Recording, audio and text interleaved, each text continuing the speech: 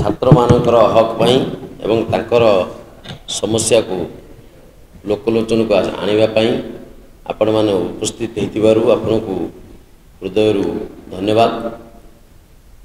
आज कांग्रेस दल तरफ छात्र कांग्रेस सभापति जेहेतु नहांती छात्र कांग्रेस तरफ आम आज सांबादिक सम्मेलन रखीचु कारण जे बीजेपी सरकार किपरि दो महानीति अवलंबन करुछि। निर्वाचन पूर्व बारंबार बीजेपी सरकार कहते आमे पावर को आसिले छात्र संसद निर्वाचन करूँ। 2024 रे जेतले पावर को आसिले शिक्षा मंत्री आगु को आसिले नहीं, आईन मंत्री बाहर को आसी एनाउंस कले जे 2 मास भितर आमे शासन को आसीचु, 2 मास भितर निर्वाचन करने सक्षम नुहे।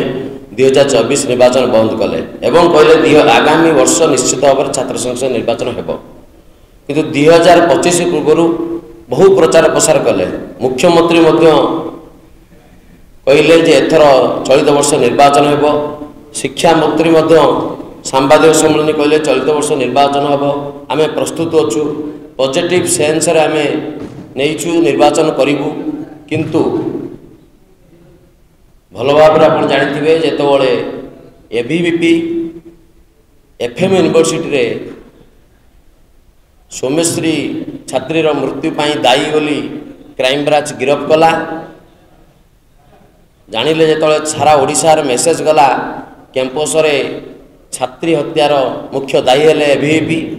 तेणु निर्वाचन हारिबा भୟରେ आज छात्र संसद निर्वाचन दुर्गा पूजा मुंड उपर निर्वाचन करूना। निर्वाचन करने गोटे समय थाए एकाडेमिक कैलेंडर रे दुर्गा पूजा पूर्व निर्वाचन हवा कथा। आ मत दुर्गा पूजा छुट्टी 6टी वर्किंग डे अच्छी, किंतु सरकार कौन तत्पर नहीं जहाँ आम अनुमान करुचु से एत निर्वाचन करेंगे नहीं।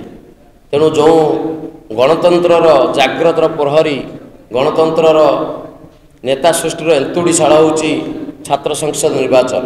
ये खाली राजनीतिक नेता सृष्टि करती नहीं।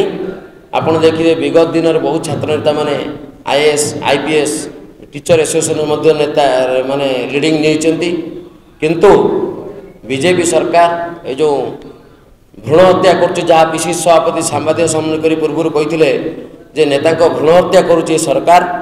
आमे दाबी करुचु तुरंत छात्र संसद निर्वाचन करा जाऊ, नहले प्रत्येक कैंपस रे आमे कैंपेन करने सहित असल मुखांकर लोकलोचन आणबू एवं राजरास्तार आंदोलन करूँ आगामी दिन जदि निर्वाचन न हुए। धन्यवाद।